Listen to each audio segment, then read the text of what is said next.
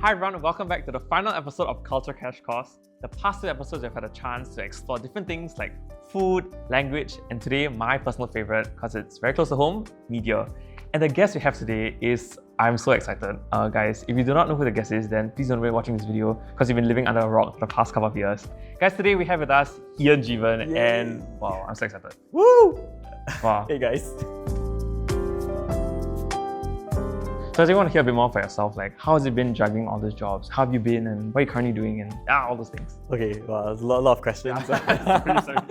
But how have I been? I've been good. Currently, right now, yes, I am juggling three jobs. I do work as a financial consultant. I've been doing that for 4 years.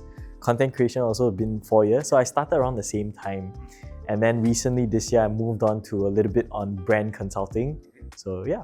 When you first started, right, what kind of support wasn't there for you would you like to create for the new generation of creators? Like, is there anything in particular you're like, this one thing I feel is missing? When I first started out, right, there was a lot of like uncertainty as to like, okay, how do I charge? How do I brand myself, you know? Yeah. I think I really just learned through mistakes and thankful for some of the agencies who also like equip me with some of the knowledge, some friends also in the space that say, hey, you should like charge for this, you should charge for that. And then you kind of learn. So it's kind of like a learn on the job kind of thing, yeah. So that was, I would say, there's no like 10-year series or no like how to be an influencer in Singapore 101. Guidebook. Yeah, actually you heard a guidebook. You can could. sell a course. You No, could, really. right? No, I tell you, people will come at you. People will come at you. Influencer trying to like make money again. Like, yeah. So I would give this information for free. So if you're an upcoming creator, if you need any assistance, like come hit me up. I'll definitely like coach you and help you on that space. Yeah. And I think we should share a bit more about Culture Crash Course. Yes. So like, I think I've had this idea brewing in my head for maybe about like 2 years. I feel that my gut is up. Like if I were to make a mistake or do something, I feel the first thing that pinpoint me is not like, oh, he didn't understand this enough or he didn't read this enough. It's because Indian. So I always feel that sense of like, I need to, whatever. Then I felt that came from a place that eventually I end up becoming a bit like, I don't really like being Indian. Because once I was journaling and I was telling God like, okay, you know what, God, I want to wake up and I want to be a different race. I want to be any other race. I want to be Chinese. I want to be Korean. I realized actually, I think this comes from a place of maybe not understanding my culture, not understanding actually, Indian people are cool, bro. Indian people are actually the most number of people holding CEO positions in a lot of major companies. Microsoft, Pepsi, I'm pretty sure Google as well. Like, hello, excuse me, that's crazy. But I feel my impression of Indian people like is one way or it's structured in a certain way. So I felt like I wanted to do this, and of course this 3 episodes is not going to cover everything. Like I'm not crazy. I'm not going to be like, it's going to change the world. My aim isn't to let people go be like, damn, let me go message all my Indian friends and be like, I'm so sorry for being racist. Like, I don't think that's like my goal, but I think it's more of just to be like, oh, I didn't know that. Just to inform them and be like, hey, actually, did you know like the significance behind this? I think that's great. So thank you for being part of that, and I really, really appreciate it. Okay, so now we're going to jump into part 2. So actually, I was also looking at your first TikTok. And your first TikTok was posted on April 23rd, 2020. Okay, but I'll just ask you, do you know what is your first TikTok? Yes, I of course remember. And I mean, she was Dua Lipa. She was here in Singapore last week. She was. So it was a song. Don't Start Now. Yeah, Don't Start Now. Don't play it. And cute. Aren't you the guy who tried to? So I want to ask, like, do you have a personal favorite which maybe you filmed or like you're like, no one that has a special episode in your heart? Is there anything for you? I think it was the dance scene. I was gonna say, no. This one, for me, it was episode 24 because the dance sequence between Vaishnavi and Surya.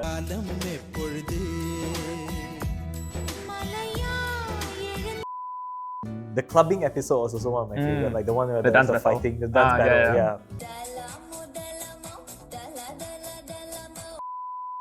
So I think I was just able to really shine forth the different characters in how they dance, you know. And I think being Indian, I have been to Indian clubs and there are certain like dance moves that are very Indian, you know.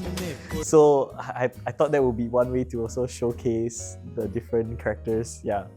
Yeah, and I had fun shooting the episode, yeah. Because there was like some drama. Yeah.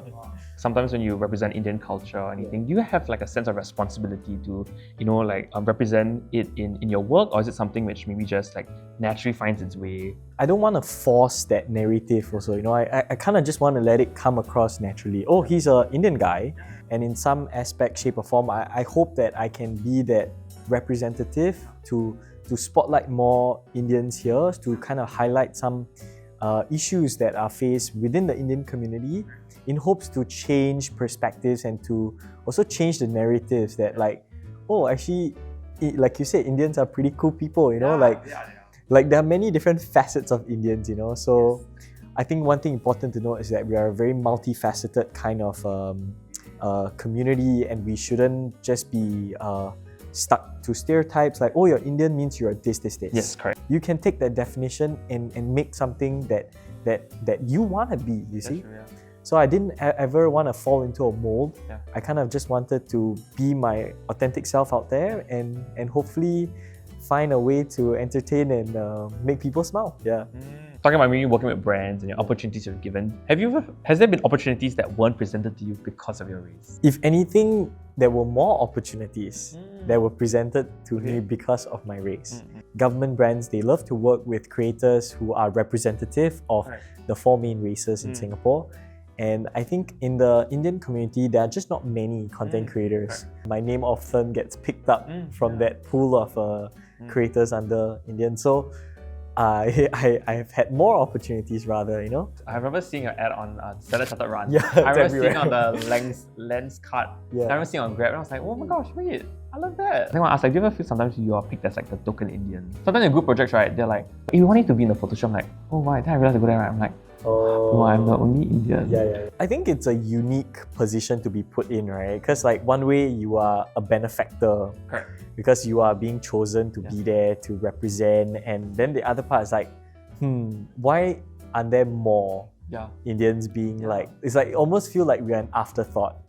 Like they're looking at the frame, okay, we have this, oh, we're missing somebody. Okay, we need a brown person. Who are the brown people Let's move out the list. Okay, this guy, okay, looks okay, okay, choose him. It feels like it's that way.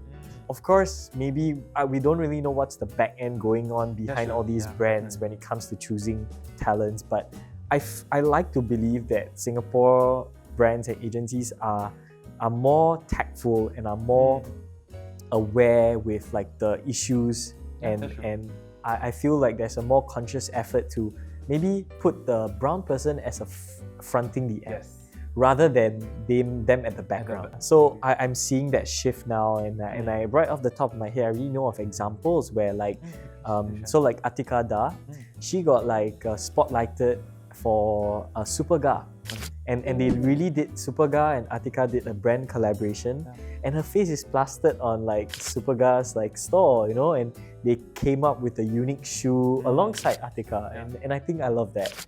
Yeah, and I feel like more of such things would really give confidence to younger brown creators that, hey, actually we can take up space. We can be a face of a campaign which is out to the majority Chinese population in Singapore, and still have people like resonate and be like, oh wow, that's cool, I wanna know more and everything. Yeah, and I think that's changing. Yeah.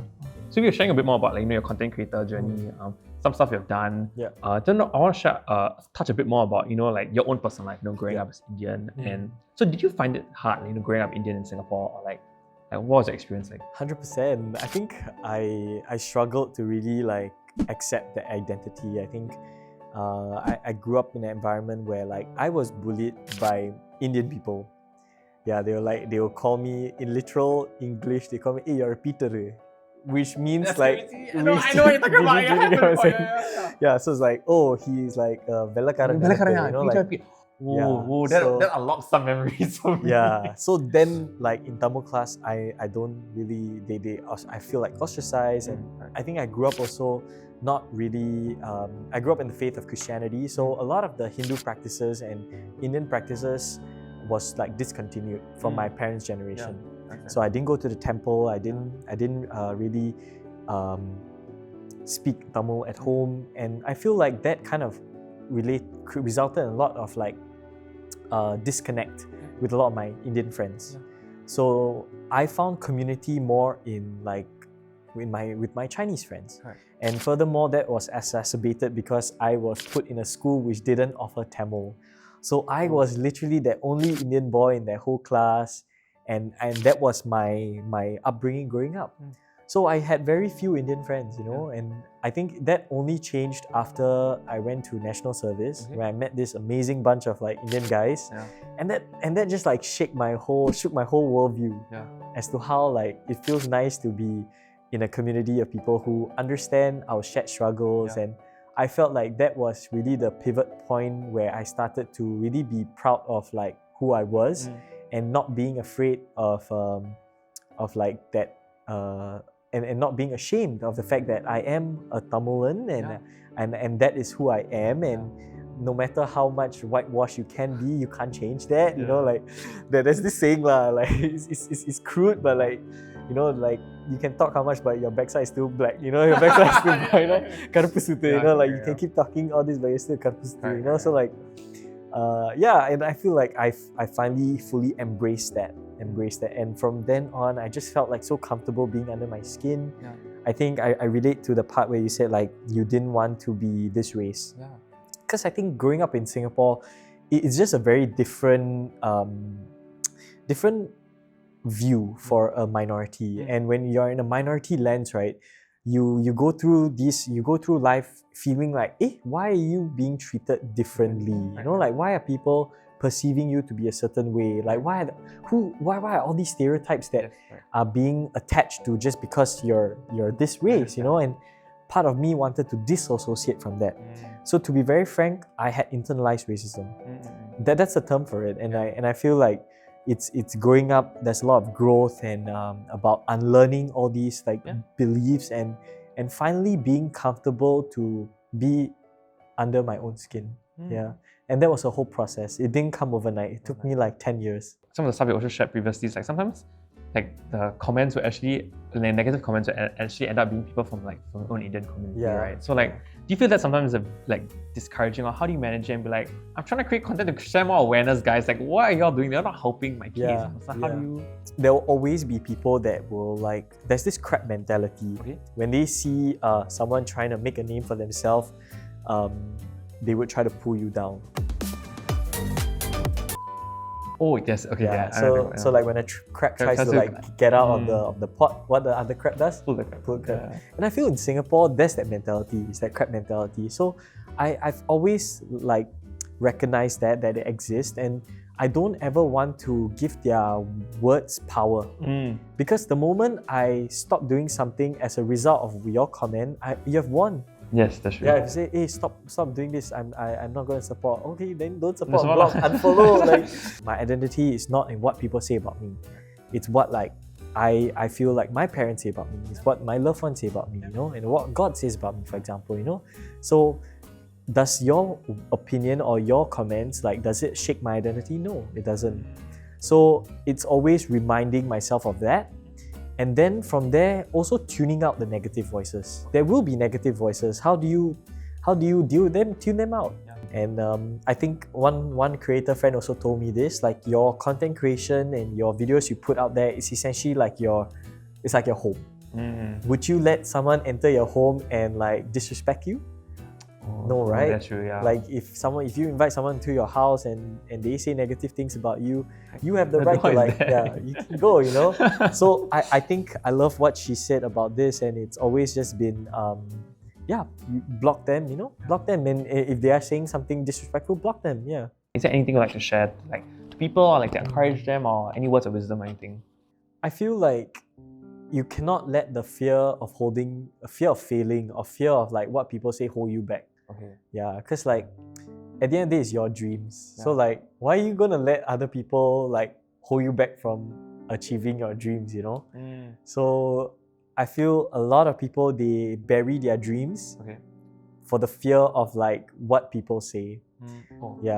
And I think they just end up going for not their personal best, but they go for maybe what's attainable or what most people are doing, you know, for the fear to they don't want to stick up the norm.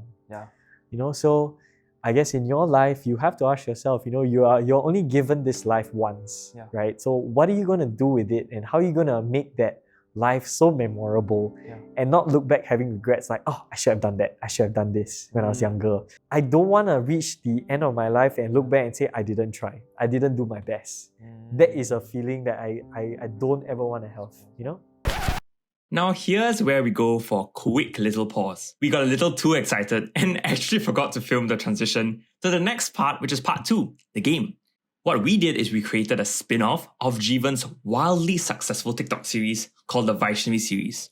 In the Vaishnavi series, we follow the chronicles of Vaishnavi as she goes through secondary school, dating, uni life, and eventually being almost murdered. But if you do not know who is in the Vaishnavi series, then that's on you lah. That's like a skill issue. So anyway, here are the main characters. We have Vaishnavi, we have a teacher, we have Surya, we have Prakash, we have her mom, and we have Aish. But don't worry, this spin-off focuses on Prakash, one of the characters from the Vaishnavi series. What happens is that Prakash accidentally gets sent back in time where he meets his younger self, facing a oh so familiar dilemma.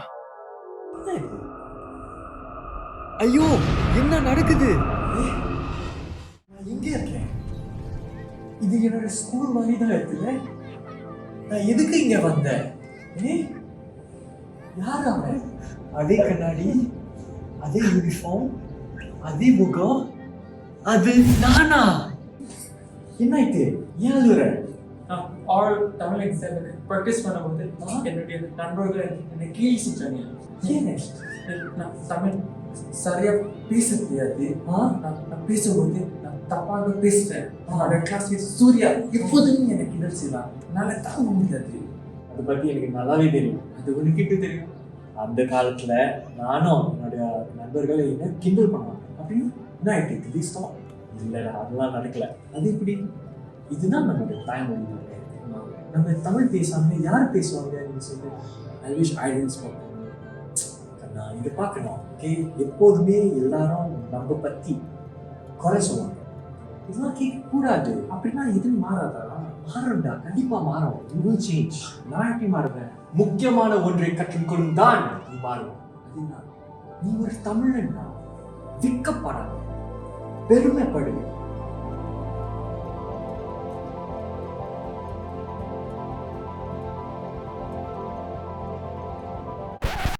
Chills, absolute chills.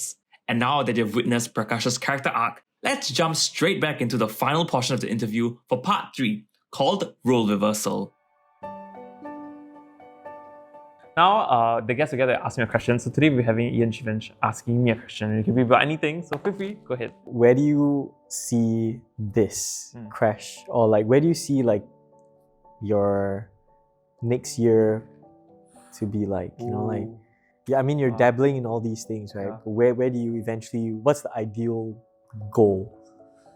Or you're still figuring that out? I think I'm still figuring it out, but I think I definitely don't know I'll be in the media scene. Like that's something which has not changed. But I've tried so many different things. I've tried graphic design, videography, I've tried 3D graphics, not for me, I can't do it. Visual, whatever it is, I've tried and played around with a lot of things. But the things which I feel continue coming back to is actually, I really love graphic design. Something about graphic design is so fun for me, like title cards, graphics, and I think being able to design things to make people like feel a certain way or think a certain way, like I think that's something which like I love a lot. So I love graphics. I think that for me is super fun for me. Yeah. So guys, go follow his content. If you haven't followed Ian Jivan, what are you doing, guys? Come on. He's on Instagram, he's on TikTok. He's also on LinkedIn because I stalked him. Feel free to follow what he's doing. Different content. Go follow Tanglish Studios. Go follow their Instagram, on YouTube. Go and support their videos as well. I think they're doing incredible work, and I feel seeing more content created like this is a need. And I feel like people who are doing these things should be supported. So that's it from us, from episode 3 and the finale of Culture Crash Course. This has been a really exciting journey. But yeah, hope you had fun. Hope you enjoyed the series. So hopefully we'll have more to come. I don't know, maybe. But yeah, so thank you. Thanks, guys. Thanks, guys. Bye. Bye.